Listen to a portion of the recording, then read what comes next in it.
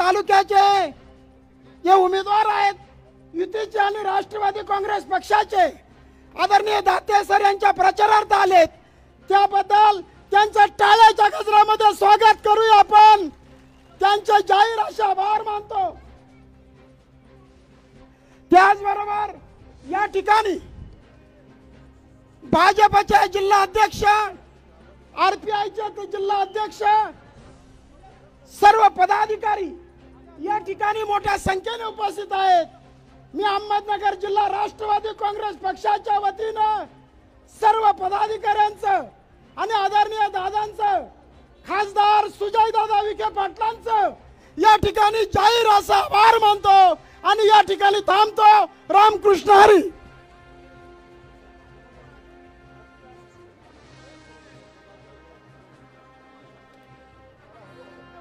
माझ्या आज 6 सभा आहेत. माझी शेवटची सभा कोल्हापूरला आहे, त्याच्यामुळे मी माईक हातामध्ये घेतला. इतरांनी नंतर बोलावं अशा प्रकारची माझी विनंती. आज माझ्या पारनेर विधानसभा मतदारसंघाचे महायुतीचे अधिकृत उमेदवार श्रीयुत काशीनाथराव दाते सर यांच्या प्रचाराच्या निमित्तानं जी इथं सभा आयोजित केलेली आहे, त्या सभेला उपस्थित असणारे राष्ट्रवादी काँग्रेस, आरपीआय आठवले गट, शिवसेना ह्याचे उपस्थित असणारे सर्व सन्माननीय पदाधिकारी, सर्व प्रतिष्ठित मतदार बंधू भगिनी, पत्रकार मित्र आणि माझ्या तरुण मित्रांनो, आता उद्याचाच दिवस राहिलेला. उद्या संध्याकाळी 6 वाजता प्रचार संपणार आहे आणि परवा दिवशी एक दिवस गेल्यानंतर 20 तारखेला मतदान आहे. सकाळी 7 ते संध्याकाळी 6 पर्यंत 20 तारखेला मतदान आहे. आपल्या सगळ्या महाराष्ट्रातल्या जनतेला निर्णय घ्यायचा आहे, पारनेरकरांना निर्णय घ्यायचा की उद्याची 5 वर्षाकरता आपला लोकप्रतिनिधी कोण असावा. मित्रांनो, आज स्वर्गीय बाळासाहेब ठाकरे यांची पुण्यदिन त्या ठिकाणी आहे. मी सुरुवातीलाच त्यांना विनम्र अशा प्रकारचं अभिवादन करतो. आज इथं जमलेल्या तमाम माझ्या पारनेरकरांचं मी मनापासून स्वागत देखील करतो. आज आपल्या सर्वांचं आराध्य दैवत छत्रपती शिवाजी महाराज, स्वराज्य जननी जिजाऊ माँसाहेब, छत्रपती राजर्षी शाहू महाराज, क्रांतीसूर्य महात्मा ज्योतिराव फुले, महामानव डॉक्टर बाबासाहेब आंबेडकर, राजमाता पुण्यश्लोक अहिल्यादेवी होळकर, क्रांतीज्योती सावित्रीबाई फुले आणि माता रमाई या महामानवांना देखील मी सुरुवातीलाच वंदन करतो. आज आपल्या अहमदनगरचं नाव अलीकडच्या काळामध्ये अहिल्यानगर त्या ठिकाणी करण्यात आलेलं आहे आणि मी परवाच कोपरगाव आणि काही भागामध्ये सभा केल्या. त्याही वेळेस आपल्या अकोल्याला केली, कोपरगावला केली, वेगवेगळ्या भागामध्ये माझ्या सभा झाल्या. इव्हन श्रीरामपूरला केली, आज पारनेरला करतोय. पारनेरकरांनो, मला नेहमी नगर जिल्ह्यामध्ये आल्यानंतर आपल्या आजोळी आल्यासारखं वाटतं. त्याचं कारण असं आहे, माझा आजोळ देवळाली प्रवरा हे राहुरी तालुक्यामध्ये आहे आणि तिथं दर उन्हाळ्याच्या सुट्टीत आणि दिवाळीच्या सुट्टीत आम्ही यायचो. त्याच्यामुळे माझं लहानपण हे बऱ्याच काळ माझ्या जुन्या अहमदनगर जिल्ह्यामध्ये गेलेलं आहे आणि अहमदनगर जिल्ह्याची राजकीय पार्श्वभूमी बऱ्यापैकी मला माहिती आहे. अनेक दिग्गज नेते या जिल्ह्यांनी महाराष्ट्राला दिले.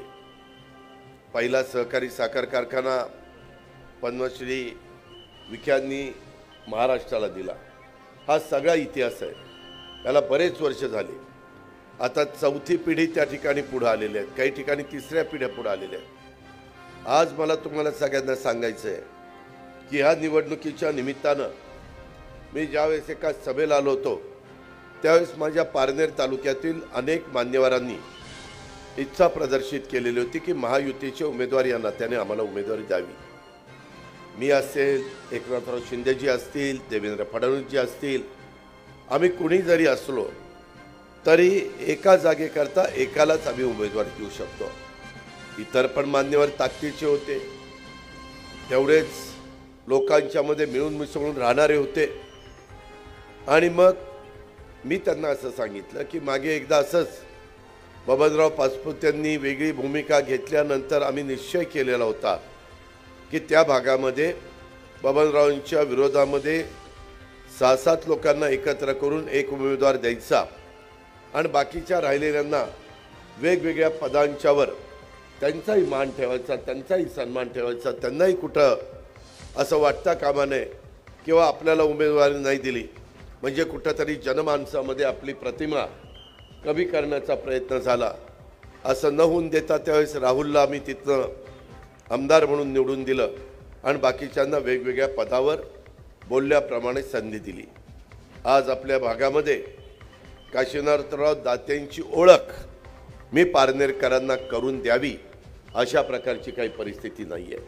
तुम्हाला सगळ्यांना काशीनाथराव दाते माहिती आहेत. मागे देखील त्यांनी उमेदवारीच्या करता प्रयत्न केलेले होते. वेगवेगळ्या पदांच्यावर त्यांनी काम केलेलं आहे. सगळ्यांच्यामध्ये मिळून मिसळून राहणारं हे व्यक्तिमत्व, एक पारनेरचा आपल्याला नेतृत्व करण्याची संधी मिळावी. प्रत्येक माणूस काम करत असताना कुठंतरी त्याचं स्वप्न असतं की लोकांचं आता ह्या पदावर जाऊन आपण काम करावं. तीच इच्छा आमच्या दात्यांची होती, काशीनाथरावांची. आणि मग त्याच्यातमधनं महायुतीचे उमेदवार या नात्याने भाजप, शिवसेना, राष्ट्रवादी काँग्रेस, RPI आठवले गट आणि त्यांचे सर्व सहकारी यांच्या वतीनं आम्ही दात्यांना, काशीनाथराव दात्यांना उमेदवारी दिली. बाकीच्यांना पण काय सांगायचं ते सांगितलं. माझी पारनेरकरांना विनंती आहे की आपला प्रतिनिधी स्वच्छ, सर्वांच्या प्रश्नाची जाण असणारा, कारण महाराष्ट्राच्या विधानसभेमध्ये जाऊन तिथं प्रश्न मांडायचे असतात, तिथं त्या ठिकाणी पाठपुरावा करावा लागतो. अधिकाऱ्यांच्याकडनं देखील काम करून घेण्याची लोकप्रतिनिधीला हातोटी असली पाहिजे. त्याच्यामध्ये कुठेही तो कमी पडता कामा नये. मी आजपर्यंत गेल्या काही वर्षात काशीनाथराव दात्यांची जी माझी ओळख आहे ते बघितल्यानंतर ते ह्याच्यामध्ये निश्चितपणे यशस्वी होतील याबद्दल माझ्या मनामध्ये तीळ मात्र शंका नाही. आम्ही आमची जबाबदारी पार पाडलेली आहे. पारनेरकरांनो, माझी हात जोडून विनंती आहे, तुम्हाला जे मशीन येणार आहे त्याच्यामध्ये मशीनमध्ये दुसऱ्या क्रमांकावरच काशीनाथराव दातेंचं नाव आहे, त्यांचा फोटो आहे आणि त्यांचं चिन्ह आहे. ते घड्याळ, त्या घड्याळाच्या चिन्हाच्या शेजारचं बटन दाबून माझ्या मायमाऊलींनी, माझ्या शेतकरी समाजाने, माझ्या इथल्या तरुणींनी सगळ्यांनी त्यांना प्रचंड मताधिक्याने विजय करून पाठवावं ही सुरुवातीलाच आपल्याला सगळ्यांना आग्रहाची, नम्रतेची, कळकळीची विनंती करतो. बाबांनो, यामध्ये त्या ठिकाणी मला हेही सांगायचं आहे की एकंदरीतच तुम्ही म्हणाल किंवा काशीनाथरावांना निवडून दिल्यानंतर तुम्ही आमच्याकरता काय कराल. मी यावेळेस जे उमेदवार दिलेले आहेत त्याचा असा प्रत्येक विधानसभा मतदारसंघाचा जाहीरनामा काढलेला आहे आणि त्यामध्ये आम्ही साधारण पुढील 5 वर्षामध्ये काय कामं करू इच्छितो हे पण तुम्हाला आम्ही लेखी त्या ठिकाणी दिलेलं आहे. आणि पारनेरच्या बाबतीमध्ये आमचा काय वादा राहणार आहे तेही त्या ठिकाणी देण्याचं काम केलेलं आहे. मी तर सगळ्या विधानसभा मतदारसंघामध्ये म्हणजे जे राष्ट्रवादी लढवती त्या सगळीकडेच अशा प्रकारची भूमिका घेतली. कारण अनेक वर्ष राजकीय जीवनामध्ये तुम्ही सगळ्यांनी माझ्यासारख्या कार्यकर्त्याला साथ दिली. एका शेतकरी कुटुंबामध्ये जन्मालेला मी, त्या ठिकाणी आपल्याला माहिती आहे की कुठल्याही परिस्थितीमध्ये त्या बाबतीत कुठली अडचण येऊन न देता मी आजपर्यंत काम करत आलेलो आहे. पारनेरकरांनो, मी शब्दाचा पक्का आहे. मी ज्यावेळेस एखादा शब्द देतो त्यावेळेस पडेल ती किंमत मोजावी लागली तरी चालेल, परंतु मी तो शब्द पुरा करतो. ही माझी महाराष्ट्राला ओळख आहे, हे कोणी नाकारू शकत नाही. इथं माझ्या मायमाऊली बसल्यात. आज मी त्यांना सांगू इच्छितो की लोकसभेच्या निकालाच्या निमित्तानं त्यामध्ये आम्हाला फटका बसला, त्यामध्ये आम्हाला अडचण आली, आमचे अनेक उमेदवार पडले. मी त्या खोलात गेलो, एकनाथराव गेले, देवेंद्रजी गेले, बाकीचे आमचे पक्ष गेले की काय कारण आहे, का असं घडलं. त्या बाबतीमध्ये आमच्या लक्षात आलं की पहिला मुद्दा होता तो कांदा निर्यात बंदीचा. आम्ही कांदा निर्यात बंदीच्या बाबतीमध्ये केंद्र सरकारने तो निर्णय केला आणि निर्णय केल्यामुळं लोकांच्यामध्ये नाराजी दिसायला लागली. नाशिक, नगर, पुणे, सातारा, सोलापूर हा सगळा जो बेल्ट आहे ना, हा बेल्ट कांदा उत्पादक शेतकरी ह्याच्यामध्ये पाहायला मिळतो. माझ्या पुणे जिल्ह्यात पण शिरूर म्हणू नका, खेड म्हणू नका, बारामती म्हणू नका, इंदापूर म्हणू नका, त्या सगळ्या भागामध्ये कांदा उत्पादक शेतकरी आहे. आणि मग आम्ही केंद्राशी बोललो की ज्या काही त्रुटी आपल्याकडनं राहिल्या आणि आपल्या खासदाराचा महायुतीचा पराभव झाला, मताचा फरक फक्त 0.6%, 0.6% मतं महाराष्ट्रात आम्हाला कमी पडली, आघाडीला जास्त पडली आणि त्याच्यामध्ये हा सगळा दणका बसला. आम्ही आता कांदा निर्यात बंदी उठवलेली आहे. त्यामध्ये आता माझ्या कांदा उत्पादक शेतकऱ्याला चांगला दर मिळतोय, कुठेही अडचण नाही, असं मी सगळ्या ह्या जिल्ह्यांच्या मध्ये फिरलेलो आहे. उद्या पण मी पुन्हा सातारा, पुणे जिल्ह्यामध्ये फिरणार आहे. माझी आपल्याला बीडला पण जाणार आहे. माझी आपल्याला विनंती आहे की आम्ही ते महत्त्वाचं काम तुमचं मार्गी लावलं. दुसरं, माझ्या मागासवर्गीय समाजांच्या डोक्यामध्ये काहीतरी टाकलं, संविधान हे बदलणार. आपकी बार 400 पार. कशाला पाहिजे 400 पार? 300 पावणे 300 जागा आल्या तरी यांचं सरकार होतं. असा एक वेगळ्या पद्धतीचा फेक नेरेटिव्ह ह्या काँग्रेसवाल्यांनी तिथं उपस्थित केला. लोकांना ते 400 पार कशाला पाहिजे, दोनदा तर 300 पार करून पण यांचं सरकार आलं. सांगितलं की 400 पार ह्याच्याकरता पाहिजे, संविधान बदलायचं आहे, आरक्षण काढायचं आहे, घटनेमध्ये बदल करायचा आहे आणि मग मात्र माझ्या मागासवर्गीय समाजाचं एक दैवत सगळ्या महाराष्ट्राचं अशा भारतरत्न डॉक्टर बाबासाहेब आंबेडकरांच्या बाबतीमध्ये ही जर लोक अशा करत असतील तर आपण गप्प बसायचं नाही. हा एक संदेश तिथं गेला. वास्तविक ह्याच काँग्रेसवाल्यांनी बाबासाहेब आंबेडकर साहेबांना दोनदा पराभूत केले आणि त्यांच्या विरुद्ध उमेदवार दिले. म्हणजे तिकडं त्यावेळेस एक केलं आणि आता मात्र सहानुभूती मिळवण्याचा प्रयत्न करतायत. आम्ही सगळ्यांनी सांगितलं की असं होऊ शकत नाही. संविधान 140 कोटी जनतेला इतकं उत्तम, इतकं चांगलं आहे की त्याच्यामध्ये कुठल्याही प्रकारे कुणाच्याही मनामध्ये, आम्ही तर सगळीकडे सांगतो, आत्ता तुम्हालाही सांगतो, जोपर्यंत चंद्र सूर्य आहेत तोपर्यंत बाबासाहेब आंबेडकरांच्या संविधानाला कोण मायेचा लाल हात लावू शकत नाही. एवढं स्पष्ट सांगितलं. न्यायदेवतेच्या हातात आता संविधान दिलंय. तिचे पट्टी बांधलेली होती, डोळे ते खोललेले, तिनं उघड डोळ्यांनी संविधानाचा आदर करून न्याय द्यावा ही त्याच्या पाठीमागची भूमिका आहे. आज आम्ही सगळ्या जिल्ह्यात संविधान भवन बांधतोय. त्याच्यानंतर दुसऱ्या टप्प्यात आम्ही तालुक्यामध्ये संविधान भवन बांधणार आहोत. ही आमची भूमिका आहे. त्यामुळे तोही मुद्दा आता कुणी गैरसमज करून घेण्याचं कारण नाही. कुठेही आरक्षण बदलण्याचा प्रश्न नाही. कुठेही घटनामध्ये काही बदल करण्याच्या संदर्भातला प्रश्न नाही. जर काही एखादी किरकोळ असेल तर त्याच्याबद्दलचा निर्णय पार्लमेंट घेते आणि ते सगळ्यांना मान्य असेल तरच त्याच्यात किरकोळ दुरुस्ती करता येते. आत्तापर्यंत स्वातंत्र्य मिळाल्यापासून अनेकदा अनेक पंतप्रधानांच्या काळात किरकोळ दुरुस्त्या केल्या गेलेल्या आहेत. हेही आपल्याला विसरता येणार नाही. तिसरा, माझ्या मुस्लिम समाजाला असं भासवलं, म्हणले आपकी बार 400 पार.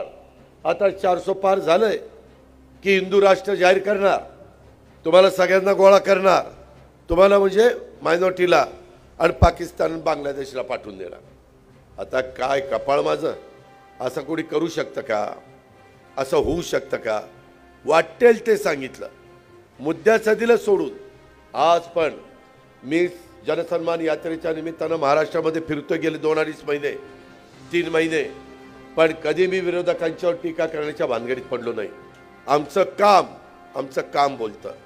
आम्ही उद्याच्याला काय करणार आहे ते आम्ही सांगतो आणि लोकसभेच्या निवडणुका झाल्यानंतर आम्ही दिलेले योजना त्या आम्ही तुम्हाला दाखवत सांगतो आणि त्या योजना पुढे 5 वर्ष चालू ठेवायच्यात हे आम्ही विचारतो. तुम्ही चालू ठेवा म्हणला तर आम्ही मग पुढची गोष्ट बोलतो. आज देखील माझ्या मायमाऊलींना ही रोजगार हमीच्या कामावर जाते, खुरपणीला जाते, धुणंभांडी करते, झाडू पोछा करते, त्याच्या संदर्भातल्या काही भागामध्ये जाऊन घरांमध्ये स्वयंपाक करून देते. जेवढे काही कष्ट घेता येतील ती माझी मायमाऊली घेत असते. आपण उघड्या डोळ्यांनी बघतो.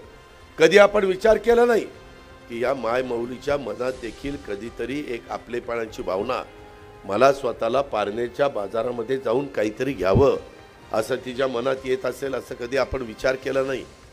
तिनं नुसतं लग्न झाल्यानंतर त्या घरची लक्ष्मी म्हणून यायचं आणि राब राब राब सकाळ पहाट झाल्यापासून रात्री झोपेपर्यंत सगळ्यात जास्त कष्ट घेण्याचं काम कोण करत असतं तर ती त्या घरामध्ये आलेली लक्ष्मी म्हणजेच त्या घरची सून करत असती. हे तुम्हाला मला नाकारता येणार नाही. त्याच्यामध्ये सासूरवास आला, सासऱ्याचं आणखीन काय असेल, सासरा चांगला असला तर बरं आहे, सासरा सुनेला मुलीसारखी वागून दिलं असेल तर खूपच चांगलं. परंतु काही जण सासूमुळं सासऱ्याचं काही चालत नाही. सासू म्हणते तुझं काय ह्याच्यात लुडबड आहे, तू का बस, मी सांगेल तसं व्हायचं. असेही प्रकार आपल्याला ऐकायला मिळतात. ठीक आहे, जिथं लोकांच्यामध्ये हे बघतो आपण, पण आम्ही ह्यांना 1,500 रुपये महिन्याला द्यायचं ठरवलं. आज माझ्या महिलांना 2,30,00,000 महिलांना 7,500 रुपयाप्रमाणे आम्ही पैसे दिवाळीच्या आत दिलेत. मिळाले का नाही पैसे? मिळाले. कुठंही आम्हाला खोटं पाडलं, आम्हाला विरोधक म्हणले यांनी तिजोरीची दिवाळखोरी काढली, राज्याला कंगाल केलं, सगळं वाटोळं केलं, राज्य कर्जबाजारी केलं. पारनेरकरांनो, मी देखील 1991ला त्यामध्ये बारामती तालुक्याचा खासदार झालो आणि नंतर लगेचच आमदार झालो. कारण साहेब संरक्षण मंत्री म्हणून गेल्यानंतर त्यांना खासदार होणं क्रमप्राप्त होतं. मी राज्यमंत्री झालो, नाईक साहेबांच्या मंत्रिमंडळात मला आमदार होणं गरजेचं होतं. तेव्हापासून मी काम करतोय. मी नेहमी माझ्या भागातल्या संस्था मी चांगल्या चालवतो, माझ्या तालुक्यातल्या. त्याच्यामध्ये जेवढा भाव उसाला देता येईल, जेवढा दुधाला देता येईल, खरेदी विक्री संघाच्या माध्यमातून माझ्या शेतकऱ्यांना चांगलं बी बियाणं, औषधं, खतं ह्या सगळ्या गोष्टी देता येईल. त्याच्यामध्ये आमच्या मार्केट कमिटीतनं त्यांच्या मालाला चांगल्या प्रकारची बाजारपेठ मिळेल, पैसे रोख मिळतील. तिथं हमाल, मापाडी, व्यापारी आणि माझे शेतकरी असं सगळ्यांचं एक चांगला समन्वय मी त्या ठिकाणी साधतो. माझी पुणे जिल्हा मध्यवर्ती सहकारी बँक राज्यामध्ये उत्कृष्ट बँक आहे, बारामती बँक उत्कृष्ट आहे. त्या सगळं आम्ही केलं आहे. तुम्ही येऊन बघा. परंतु ते बाकीकडे पण झालं पाहिजे. आपल्या इथं पतसंस्थांचं जाळं मोठं आहे. पतसंस्थांची काय अवस्था आहे तुम्हाला माहिती आहे. त्या खोलात मी जात नाही का, तर त्याच्यामध्ये टीका टिप्पणी करण्याची ही वेळ नाही आहे. पण ही परिस्थिती आहे. आपल्या संस्था कशा चालल्यात, आपल्या इथं कारभार कसा चालला आहे, आपल्या इथं इंडस्ट्री येते त्यावेळेस त्या इंडस्ट्रीला सर्वतोपरी सहकार्य होतं आहे का, इथं कुणाची दादागिरी आहे का, इथं कुणाची दहशत आहे का, इथं त्या ठिकाणी लोकांना खुलेपणाने मनमोकळेपणाने राहता येतं का, त्याच्यामध्ये कुणाची अडचण नाही ना, या सगळ्याचा विचार तुम्ही साकल्याने करा. काय परिस्थिती आहे. आज आम्ही यांना त्या ठिकाणी लाडकी बहीण योजनेचे पैसे दिले. 3 गॅस सिलेंडर दर वर्षाला द्यायचा निर्णय घेतला. मुलींचं शिक्षण 50% आम्ही कॉलेजचा खर्च करायचो, आता 100% करायचा निर्णय घेतला. जन्माला आल्यानंतर ती मुलगी 18 वर्षाची होईपर्यंत 1,01,000 रुपये त्या मुलीला मिळतील अशा प्रकारची व्यवस्था आम्ही केली. त्याचबरोबर माझ्या बांधवांच्या करता 3, 5, 7.5चं लाईट बिल माफ केलं. झिरोची बिलं आलीत का? आली. झिरोची बिलं आली. मी तुम्हाला सांगतो, मागचं बिल भरायचं नाही, तेही सगळं क्लिअर केलं आहे. तुम्ही बिल बघा. ते जेवढं तुमचं काही बिल होतं तेवढं सगळं राज्य सरकारने भरलं आणि आता 0000चं बिल दिलेलं आहे. ते विरोधक काय करतात, अरे यांनी चालू बिल माफ केलंय, मागच्या बिलाचं काय? अरे मागचं बिल पण आम्ही त्यांचं घेणार नाही, ते पण सगळं क्लिअर करून टाकलं. आम्ही शेतकरी आहे ना बाबा, मलाही माझ्याकडे पण मोटारी आहेत ना, माझाही ऊसाचा डेअरीचा आणि त्या ठिकाणी फळबागांचा व्यवसाय आहे, त्यामुळे मला ह्याच्यातल्या खाचा कोणा माहिती आहेत. त्याकरता आम्ही अशा प्रकारचा निर्णय घेतला. 14,000 कोटी रुपये 15,000 कोटी रुपयाचं बर्डन आम्ही त्या ठिकाणी स्वीकारलं. माझ्या बळीराजाकरता, माझ्या शेतकऱ्याच्या करता 1 रुपयामध्ये पीक विमा दिला. 7 रुपये लिटरला आता अनुदान देतोय. काही शेतकरी म्हणतील की अलीकडे अनुदान आलं नाही. बरोबर आहे, आचारसंहिता सुरू झाल्यामुळं आम्हाला वैयक्तिक लाभ तुम्हाला देता येत नाही, तुमच्या अकाउंटला पैसे पाठवता येत नाही. आम्ही सोसायटीमार्फत, दूध संघामार्फत आता पैसे पाठवायचं बंद केलं आहे. त्यांना रेकॉर्ड मागितलं आहे, त्या शेतकऱ्याचं नाव, त्याचं 15 दिवसात आलेलं दूध आणि त्याला गुणिले 7 रुपये असे मागचं 5ने केलं, आता 7ने करतोय. ते पैसे आम्ही तुम्हाला देतो. ह्या गोष्टी सगळ्या पारदर्शक केल्या. ह्यांचे पैसे डायरेक्ट DBTला, ह्यांच्या अकाउंटला, मध्यस्थी नाही. 3 गॅस सिलेंडरचे पैसे डायरेक्ट त्यांना, मध्यस्थी नाही. त्या मुलींना 1,01,000 मध्यस्थी नाही, डायरेक्ट तिच्या अकाउंटला. त्याच्यामध्ये मुलींचं शिक्षण राहिलेले 50% द्यायचं, त्याच्यामध्ये तुमच्या हातात नाही. त्या कॉलेजला आम्हाला कळलं पाहिजे की काय शिकती आणि कॉलेज किती पैसे घेते. नाहीतर काही कॉलेज अक्षरशः लुटतात. शेवटी हा जनतेचा पैसा आहे, हा काही कुणाच्या घरचा पैसा नाही आहे. पैसा उपयोग नीट झाला पाहिजे. तसं तुमचं बिलाचा प्रश्नच नाही, आता बिल 0च येणार आहे. तुम्ही त्यांचा चांगल्या पद्धतीने शेतीवाडी करा, चांगला कांदा पिकवा. जे पिकं इथं सोयाबीन, कापूस तर नसेलच ना तुमच्याकडे? सोयाबीन आहे. आता काय झालंय, सोयाबीन आणि कापसाचे दर पडले. मागच्या वेळेस दर कमी असताना पारनेरकरांनो आम्ही तुम्हाला 5,000 रुपये हेक्टरी त्याच्यात अनुदान दिलं. 2 हेक्टरीपर्यंत 10,000 रुपये अनुदान दिलं. का तर आमच्या शेतकऱ्याला ते परवडलं नाही म्हणून. आत्ताही त्याच्यात पद्धतीनं भाव पडलेत, ते भाव त्या ठिकाणी चांगले होत नाहीत. त्याकरता आम्ही शिवराजसिंह चव्हाण कृषी मंत्र्यांशी बोललो. त्यांनी सांगितलं, अजित पवार उद्याची आचारसंहिता संपू द्या, आपण एकत्र बसू आणि त्याच्यातनं त्या ठिकाणी मार्ग काढू. शेवटी केंद्र सरकारमध्ये असणारे कृषी मंत्री, त्यांना शेती व्यवसाय चांगला माहिती आहे. 13 ते 15 वर्ष ते मध्य प्रदेशचे मुख्यमंत्री होते. त्यांनी शेतीमध्ये अतिशय उत्तम काम केलेलं आहे. त्यामुळं पंतप्रधानांनी त्यांना शेती मंत्री केलेलं आहे. मी मधी परळीच्या एका कार्यक्रमात त्यांना भेटलो. पीक विम्याचे पैसे येत नव्हते, 1 रुपयामध्ये तुम्हाला पीक विमा दिलेला. करोडो रुपये आम्ही भरतोय, आम्ही म्हणजे सरकार. का तर माझ्या शेतकऱ्याला परवडावं. मित्रांनो, आत्ता माझ्या माहितीप्रमाणे पारनेर तालुक्यामध्ये जे नुकसान झालं, यंदा काही ठिकाणी पाऊस जास्त झाला, पिकं त्या पाण्यामध्ये राहिल्यामुळं कुजून गेली मुळ्या आणि पिकं खराब झाली. तिथं पीक विम्याचे 126 कोटी रुपये आत्तापर्यंत तुम्हाला मिळालेले आहेत. 126 कोटी रक्कम छोटी नाही. अजून राहिलेले त्या ठिकाणी मिळतील. आपण त्या बाबतीमध्ये काळजी करू नका. एवढ्यावरच नाही, तुमचं त्या बाबतीमध्ये माझ्या डिप्लोमा डिग्री आणि 12वी झालेल्या मुलांना मुलींना आम्ही आता प्रशिक्षण देतोय. तिनं जे शिक्षण घेतलंय, आता पुढं तिला जो व्यवसाय करायचा आहे त्याचा अनुभव घे त्या मुलांनी किंवा तिनं.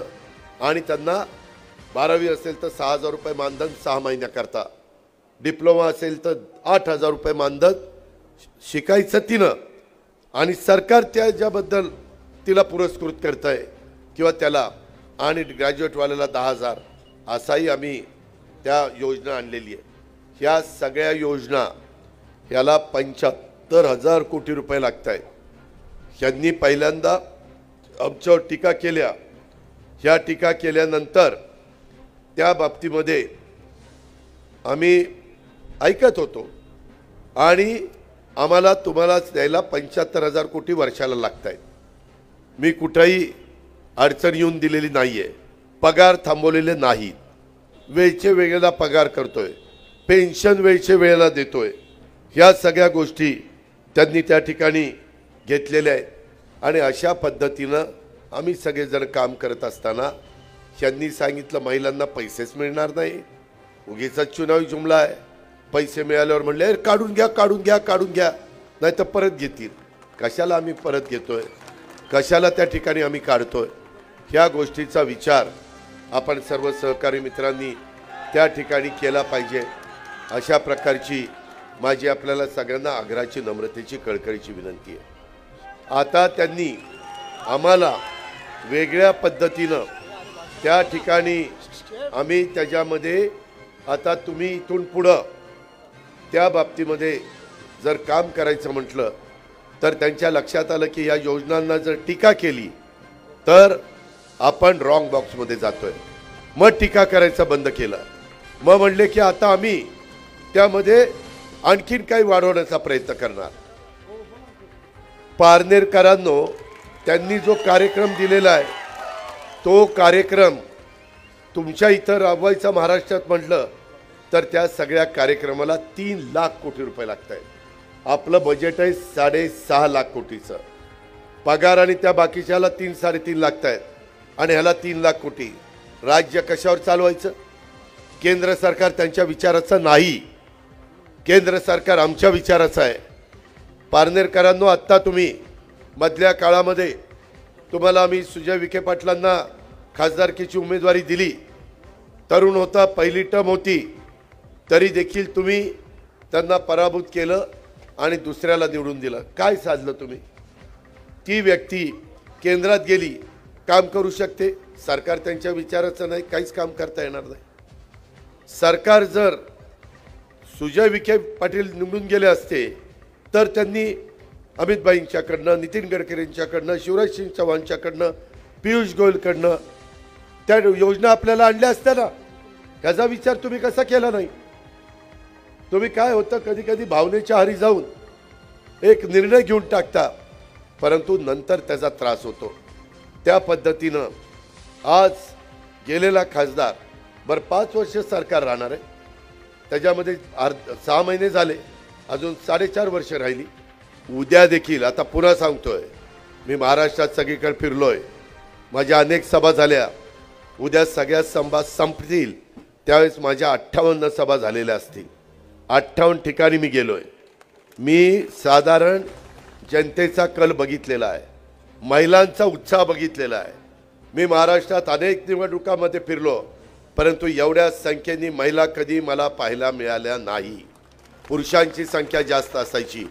काल जुन्नरच्या सभेत तुम्ही फोटो बघा, अतुल बेनकेच्या 60% महिला होत्या आणि 40% पुरुष होते. ह्याच्या चौपट किंवा 5पट गर्दी असेल. तीच गोष्ट ह्या बाबतीमध्ये माझ्या खेडमध्ये गेलो असताना मला पाहायला मिळाली. आज महिलांच्यामध्ये उत्साह आहे, आज महिलांमध्ये एक आनंद आहे, समाधान आहे. आमची लाडकी बहीण लाडक्या भावाला त्याचं बटन दाबायला उत्सुक झालेली आहे. म्हणूनच माझ्या लाडक्या बहिणींना विनंती करेल की उद्याच्या 20 तारखेला जे मशीन असेल, वर्णन 2 नंबरला काशीनाथराव दाते यांचं नाव आहे, घड्याळांशी खूण आहे, ते बटन दाबा. ते बटन दाबल्यानंतर पुढं 5 वर्ष तुमच्या योजना चालू. ते बटन दाबल्यानंतर बांधवांनी पुढं 5 वर्ष तुमचं वीज बिल माफ. हा अजितदादाचा वादा आहे. मी जर ह्याच्यात कुठं कमी पडलो तर आपण मला केव्हाही जाब विचारू शकता. मी फार विचारपूर्वक ही गोष्ट तुम्हाला सांगतोय आणि म्हणून आपल्या भवितव्याच्या दृष्टीनं उद्याची निवडणूक ही अतिशय महत्त्वाची निवडणूक आहे. उद्या त्यांची सभा होईल, काही आरोप वगैरे होतील, पण मी आपल्याला सगळ्यांना सांगतो, आपल्या इथं शेतीचा, पिण्याचा पाण्याचा प्रश्न आहे. शेतीच्या पाण्याला केंद्र सरकारने 50% त्यांचा निधी आणि 50% राज्यांचा निधी, देशात सगळीकडे तसं केलं. त्याच्यातनं मोठ्या मोठ्या योजनांची कामं चालू आहेत. हर घर नल अशा प्रकारची ती योजना आहे. त्याचा फायदा आपण घेऊया. पाण्याच्या संदर्भातला प्रश्न आहे. कानूर पठाराचं 1 TMC पाण्याचा बरेच वर्ष प्रलंबित आहे. आपलं केंद्र सरकार आपल्या विचाराचं आहे. आम्ही पश्चिमेकडनं पडणारं पाणी हे पूर्वेकडे आणून ते आमच्या नगर जिल्ह्याला, नाशिक जिल्ह्याला ते पुढं मराठवाड्याला देण्याचा आमचा सगळ्यांचा प्रयत्न आहे. ह्या सगळ्या गोष्टी जर आपण बघितल्या तर आपल्या सगळ्यांच्या लक्षात येईल की आत्ता कॅबिनेटमध्ये आम्ही 85,000 कोटी रुपयाचे काही प्रकल्प मंजूर केले. काही वेगवेगळ्या योजनांच्या करता करोड रुपये लिफ्ट इरिगेशन स्कीमच्या करता मंजूर केले. इथनं पुढं आमच्या सगळ्या शेतकऱ्यांच्या उपसा सिंचन योजना ज्या सरकारी आहे त्या सोलर एनर्जीवर चालवायचा निर्णय आम्ही घेतला आहे. त्याचं काम सुरू आहे. इथनं पुढं बांधवांनो आम्ही तुम्हाला दिवसा वीज देणार आहे, रात्री नाही. 6 महिन्यांनी दिवस उजाडला शेतकऱ्यांनी रानात जावं, पंप चालू करावा. दिवस मावळला घरी यावं, पंप बंद करावा. बायका मुलांच्या मध्ये राहावं, जेवावं खावावं, तिथं झोपावं आणि पुन्हा सकाळी कामाला जावं. ही गोष्ट लक्षात घ्या. आत्ता तुम्हाला तिकडे गेला तर रात्री कधी बिबट्या येतोय, कधी त्या ठिकाणी गवे येत आहेत, कधी त्या ठिकाणी साप विंचू काटे येत आहेत, कधी रानडुकरं येत आहेत. ही परिस्थिती आहे. म्हणून मार्ग काढण्याच्या करता राज्य सरकारने तो निर्णय घेतला. पंतप्रधानांच्या बरोबर मी काही मीटिंग केल्यात. पंतप्रधानांनी सांगितलं काळजी करू नका. जसं बिहारला आणि आंध्र प्रदेशला दिलं गेलं तसं अधिकचं आपण महाराष्ट्राला देऊ. महाराष्ट्रामध्ये गुंतवणूक सगळ्यात जास्त जगातनं जी गुंतवणूक येते, ज्याला FDI आपण म्हणतो, ती आज 1 नंबरला तुमचा माझा महाराष्ट्र आहे. आपण नंबर 1 ला आहोत. विरोधक सारखं टीका, महाराष्ट्र खाली गेलाय, खाली गेलाय, खाली गेलाय. अरे कुठं खाली गेलाय? उगीच काही खाली गेलाय, खाली गेलाय, खाली गेलाय. गुजरातला गेलं, गुजरातला गेलं, गुजरातला गेलं. काय गेलं गुजरातला? काही पण सांगायचं खोटं. एखादी गोष्ट 50 वेळा खोटी सांगितली की खरी वाटायला लागती. या सगळ्या गोष्टी त्यांच्या आपण लक्षात घेतल्या पाहिजे. सरकार उद्याच्या 23 तारखेला मतमोजणी होईल, त्यावेळेस काही झालं तर महायुतीचंच सरकार 250 जागा घेऊन निवडून येणार आहे. 5 वर्ष पुन्हा आम्हीच आहोत. पण एक आमदार आमचा आला पाहिजे. एक मतानी वाजपेयी साहेबांचं सरकार पडलेलं होतं, आठवा. एक व्यक्ती महत्त्वाची असते आणि दाते त्यांना उमेदवारी दिलेली आहे. अनेक वर्ष थांबलेले. आता संधी आलेली आहे. तुमचाच घरातला माणूस हा आपल्या पारनेरकरांचं प्रतिनिधित्व करायला निघाला आहे हे मनामध्ये आणून तुम्ही स्वतः उमेदवार समजून आपण उद्याच्या 20 तारखेला घड्याळाचं बटन दाबण्याचं काम त्या ठिकाणी करावं. अशा प्रकारची माझी आपल्याला सगळ्यांना विनंती आहे. माझं भाषण झाल्यावर आपले माजी खासदार सुजय विखे पाटील तुम्हाला मार्गदर्शन करणार आहेत. तुम्ही उठू नका. मला आता इथून पुढं शिरूरची सभा आहे, तिथून पुढं मला भोरची सभा आहे, फलटणची सभा आहे, वडगाव शेरीची सभा आहे आणि शेवटची माझी सभा चंदगड कोल्हापूरला आहे. एवढ्या सभा मला करायच्या. म्हणून मी आल्या माईक हातात घेतला. जे लोक आता थांबले त्यांनी काही ठिकाणी नाराज होऊ नये. कुठे विजय?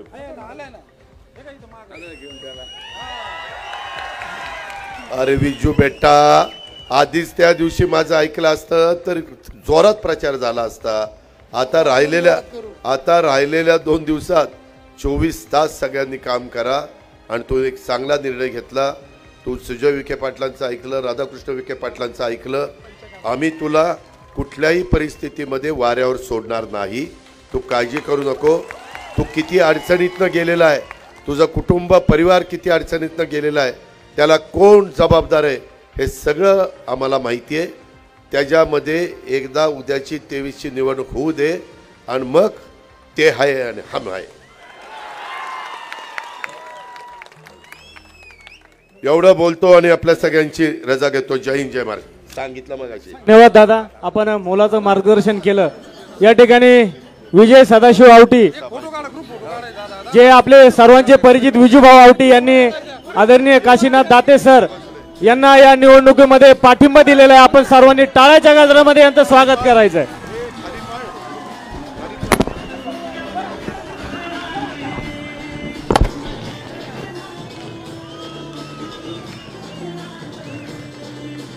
ही सभा नुसती परिवर्तनाची, पाठिंब्याची नाही तर 100% परिवर्तनाची. येत्या 23 तारखेला आपण सर्वजण निकालातून या तालुक्यामध्ये, या मतदारसंघामध्ये परिवर्तन झालेलं निश्चितपणे पाहणार आहोत. यानंतर